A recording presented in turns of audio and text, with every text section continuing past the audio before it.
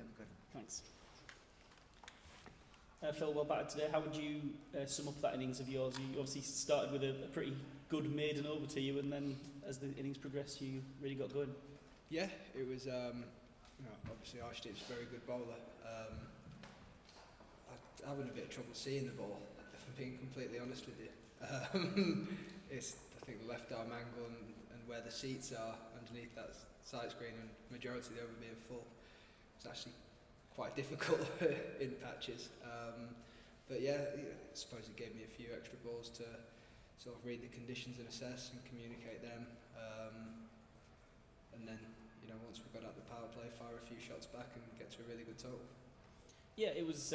It looked like a good total. Obviously, Trent Bridge has the reputation for being a fast-scoring ground, but it looked like you probably were ahead of the game a bit halfway.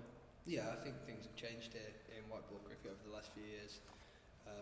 Pitches don't necessarily have the same look about them that they used to when they were, really good batting wickets. I think, we had a bit over par. I'd say 20 over par. Got to a really good total in the end. Yeah. And then in the other innings, how happy was it to see Josh and Jofra turning up the heat and really putting their top order under a bit of pressure with some fast stuff? Yeah, brilliant. And I think the way they executed the plans as well. We've been talking about the plans, not the easiest group of batters to bowl at, especially here at Trent Bridge, and what is a very friendly ground for left-handers.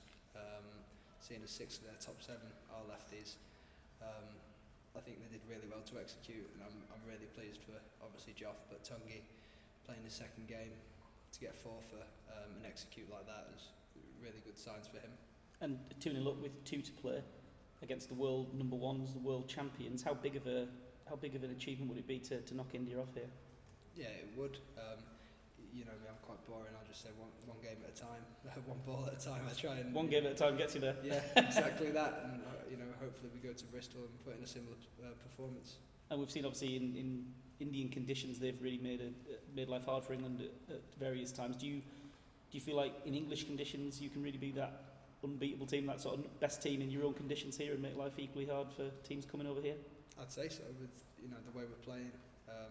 Not necessarily just bat and ball, but the way we're assessing conditions, the way we're doing all the things that are required of you to be a top team. I feel like we're doing well at the moment. But as I said, the next 2 games are really important for us. James. Hi Phil. Obviously with you playing IPL, you'd have seen a lot of their bowlers already, and presumably that gave you a bit of an advantage, possibly. But also Prince Yadav looked pretty good today. I wonder what you made of him. Yeah, really good.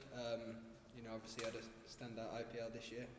I think he's a really good bowler. I think, one thing India's never short of is good cricketers. Every year there seems to be a load of different guys coming up out of nowhere and performing at the top level. Whichever 11 they choose to put out, whether it's first, second, third, fourth, fifth, it's going to be a good 11 of cricketers. And you seem to be a bit frustrated with yourself early on. You think you shook it off in the end? Yeah, part of being an opening batter in T20 cricket, especially when you're playing against sides like India, is getting off to a good start and putting them under pressure. Obviously our start wasn't electric. We didn't fly out the blocks, but that gave us time to assess and communicate what the surface was doing, what they were doing. Sometimes it works and it's easy. Sometimes you've got to fight a bit harder and find a different route into the game. Can you remember playing that maiden first over before? I reckon I've done it once before, and I reckon it was Sam Curran at Hove. So I reckon it's happened one other time. Matt Roller will have the answer to that. Can you remember how you went after that over? Yeah, I ended up getting 70 odd off 47 balls. Yeah, true story. Yeah. So obviously famously you go half and ball 1, but did you get a bit twitchy when six has gone by and it's still not out for 6? Not twitchy as such, because I try and break it down as much as I can. I think it's definitely foreign territory in T20 cricket, the way the game's going. Being on the slower side of things, but as I said, it's so valuable as a batter to have that time to assess the conditions and to make sure that you're making smart decisions and mitigating risk to the best of your ability. course, you weren't able to see the ball, though that's probably an excuse. If you said excuse, I call it a reason. Phil, just wanted to ask about the finger injury at the IPL. Were you ever in the mix to come back towards the end of that? I was. The specialist gave us a timeline, and 6 weeks would have been the day of the final. I think it was probably going to be quite a big ask, to wait for it was a complete spiral fracture of whatever it's called, and they're not easy and they're not very straightforward breaks either. So it was always going to be a big ask to come back. And just in terms of obviously not having played that much cricket in the build-up, does that make it that much more satisfying to contributing to a big win tonight? Yeah, definitely. Anytime you put an England shirt on, you want to do well and you want to be the guy that puts the hand up. And that's sort of my thinking. I've not given it too much time. In fact, I've had a bit of time out.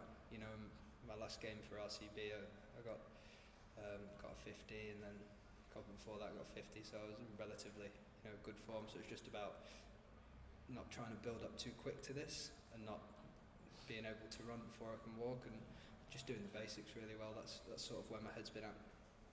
Cool, we're done? That's one more.